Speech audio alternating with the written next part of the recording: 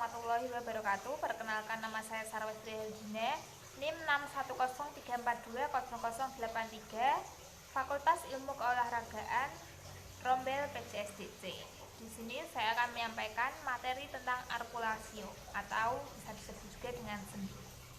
Arkulasio atau sendi adalah penghubung antara tulang satu dengan tulang lainnya.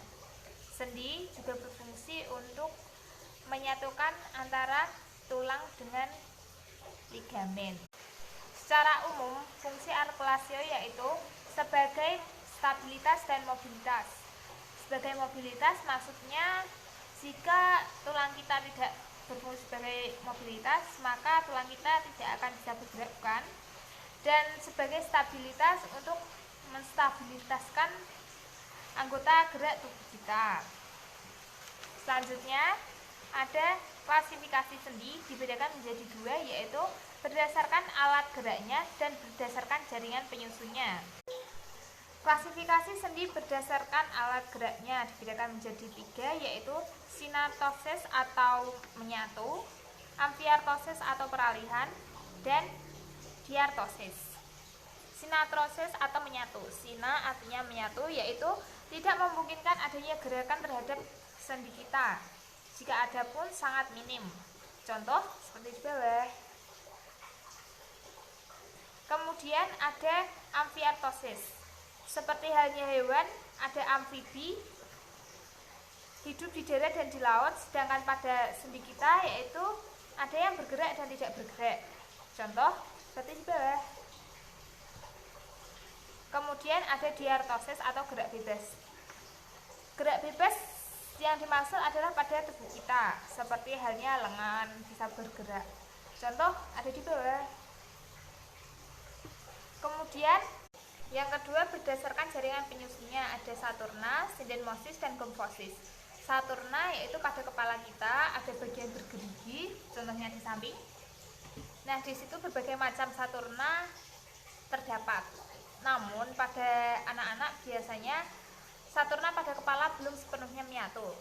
Dan yang kedua yaitu ada syndesmosis, yaitu persatuan dua tulang pada permukaannya. Contoh radius dan ulna, gambarnya seperti di samping. Bukan bagian atasnya, namun bagian antara tengah-tengah tersebut merupakan membran, dan membran tersebut memungkinkan gerakan ke kanan dan ke kiri. Selain itu terdapat juga pada tibula dan fibia. Yang ketiga ada gomfosis, yaitu sendi atau tulang yang bentuknya seperti menancap, contohnya pada gigi kita. Jadi saturna, syndesmosis, dan gomfosis tadi terdapat pada fibrosa. Ada tiga, fibrosa, cartilago, dan sinovial, yang merupakan bagian-bagian dari jaringan penyusun. Tadi sudah membahas tentang fibrosa, kemudian masuk ke dalam cartilago. Ada dua, dibedakan menjadi dua, yaitu sinfisis dan sinkondrosis. Membahas tentang sinfisis dan sinkondrosis, sinfisis tersusun atas fibrocartilago, sedangkan sinkondrosis tersusun atas cartilago hyalin. Terdapat banyak macam cartilago, namun pada sinkondrosis itu tersusun atas cartilago hyalin. Contoh pada sinfisis itu ada di tulang belakang kita, tepatnya mungkin di pantat. Nanti saya akan lihatkan gambarnya. Nah, di bagian tengah-tengah itu ada contoh dari fibrocartilago.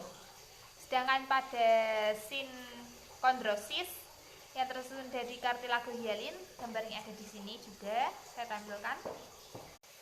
Tidak lupa sinkondrosis. Tadi sin itu artinya tulang dan kondro itu rawan, makanya itu gambarnya tulang rusuk, karena tulang rusuk itu merupakan tulang rawan yang ada di tubuh kita. Ada korelasi antara sendi berdasarkan gerakan dan sendi berdasarkan jenis penyusunnya. Tadi pada sendi berdasarkan gerakan ada sinartosis, amfiartosis, dan diartosis. Sedangkan pada jaringan penyusunnya ada fibrosa, kartilago, dan sinovial.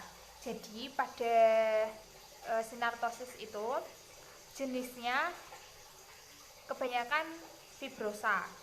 Kemudian pada amfiartosis itu kebanyakan kartilago, dan pada diartosis itu kebanyakan juga sinovial. Jadi ada korelasi antara kedua tersebut.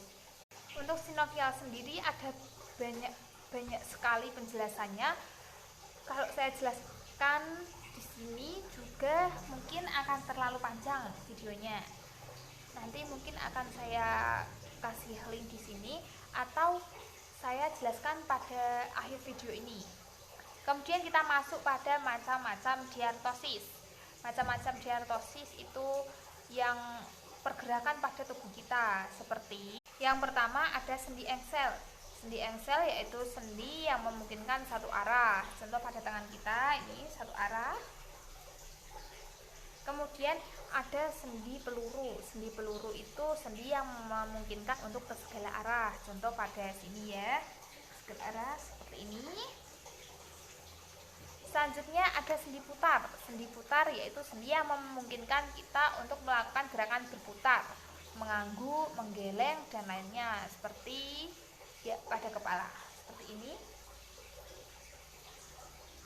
Kemudian ada sendi pelana.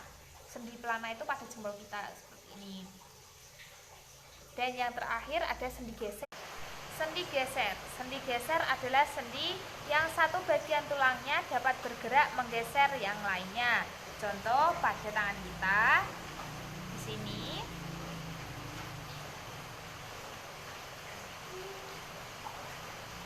Seperti ini. Saya tutup dengan salam. Wassalamualaikum warahmatullahi wabarakatuh. Jangan lupa like, komen, dan subscribe karena subscribe itu gratis dan satu subscribe sangat bermanfaat bagi saya. Bye, kapan-kapan lagi. Assalamualaikum. Oh iya, kalau kalian ada saran atau membuat konten apapun, silahkan komen di bawah ya. Jangan lupa.